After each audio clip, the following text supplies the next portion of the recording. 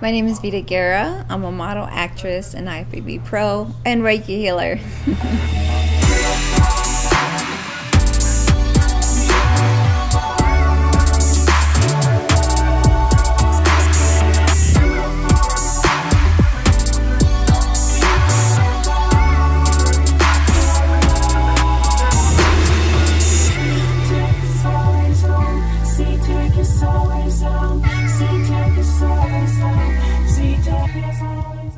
So my name means life in Spanish. So vida is life in Spanish.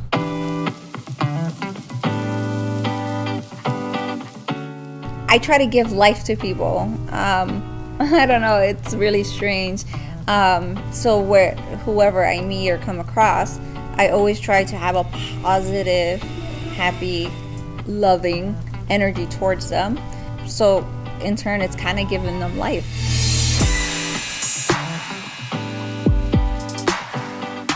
Reiki healing, I got into it in 2009. I was actually in Costa Rica and I was dealing with really bad cramps.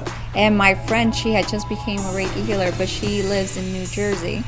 And I hadn't seen her, we met up in Costa Rica and I didn't have anything to take for my cramps. So she was like, oh, let me do Reiki on you. And I'm like, what is that? And so she put her hands over my stomach and my cramps literally went away like 5 minutes later. So I'm like, whatever this is, I need to learn about it and become certified in it because I want to do it on myself for healing purposes. So what Reiki is energy healing. So the energy in our body needs to flow. It's like our chi, life energy. And if there's problems in your body and there's stagnant energy and your energy is not flowing, it affects not only your body, but then it starts affecting everything else in your life. So the whole thing is to keep things flowing. Yes, I came to America when I was 6 years old. We actually left Cuba when I was 5. A little story, because most people don't know this. So my dad, when he was 18 years old, he tried to escape Cuba. They got caught, him, his brother's family, and they went to jail for 2 years. So in 1980, Fidel Castro had said everyone that was against him had to leave the country, and started with the people that had tried to escape that were in jail before previously. So my dad was told he had to leave the country, but we couldn't leave because, we weren't part of that. But my dad didn't want to break up the family, so he ended up getting visas to Costa Rica. And we went to Costa Rica in February 1980, and then my birthday's in March. And so I turned 6 in Costa Rica. And while we were in Costa Rica, we were homeless. We lived in a convent with nuns. And my dad was trying to work different jobs to get money to go to our next destination, which was going to be Bahamas. And then from Bahamas, we went to Miami, and from Miami, we went to New Jersey. So it took us 3 months to get into United soil.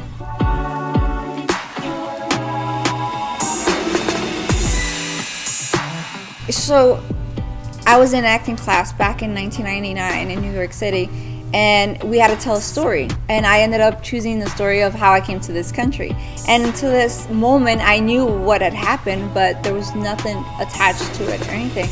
And as I was telling the class, I start bawling, crying, and I got so emotional, and I couldn't understand why, because I told the story, I wasn't emotional before.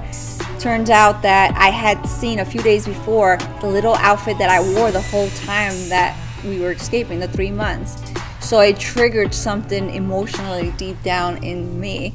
And I believe that, it was harder for me to learn the English language. I was in first grade. I didn't understand the school system because my dad left me at school because that's what all parents do. But for me, little Vida was I felt abandoned, and I had to deal with abandonment issues as an adult, And I'm sure as the more I get in tune with myself, that whole experience was very impactful in my life.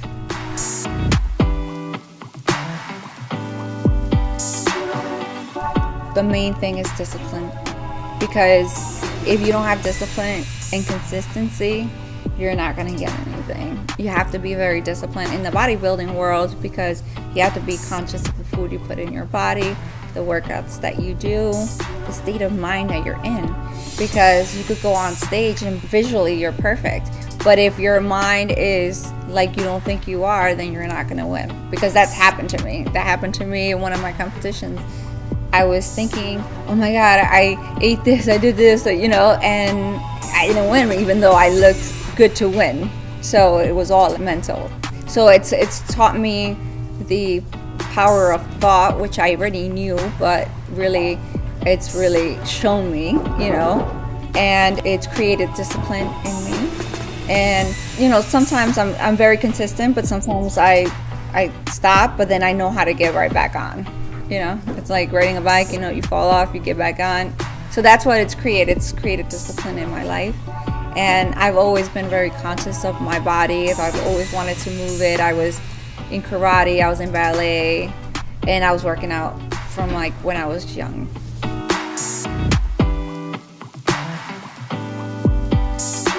I would say for anyone to be totally happy, they have to follow their heart. Follow your dreams. You're gonna get people saying that you can't do it. I mean, people used to tell me that all the time, like, you can't model, you're sure. I live in this small town, and I was like, well, one day I'm gonna be famous. I was always saying that since I was young. It was a knowingness that I knew. But basically, you have to believe in yourself and love yourself to get anything done in this world, whether it be career, anything in life. And that's why, to me, mind, body, and soul, like, you have to be in sync in those areas of your life in order to pursue your dreams. Because you're going up the hill, there's going to be people barking, things to distract you, and you have to be clear on your intention and what you want to do and what you want to accomplish, and take care of yourself first. Your body is your vessel, and that's the way you navigate through this 3D dimension that we live in. And in order to get where you want to go, you have to be very dedicated to yourself first, and mind, body, and soul. You can't just work out on your body. No, you have to work on your mind, your body, and your spirit, your soul. Like, why are we here? What is life about? Because I don't think that life is about, working a job that you might not like just to give you security.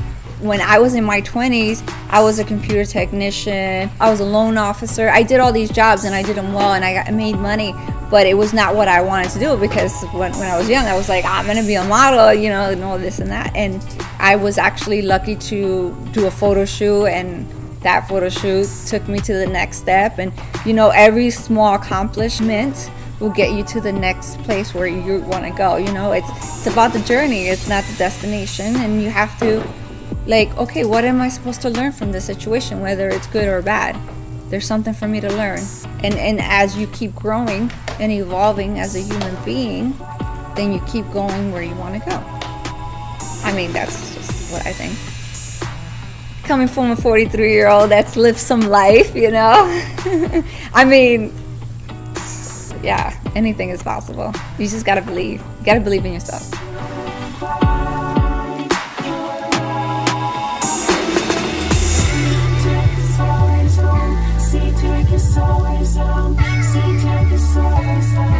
See,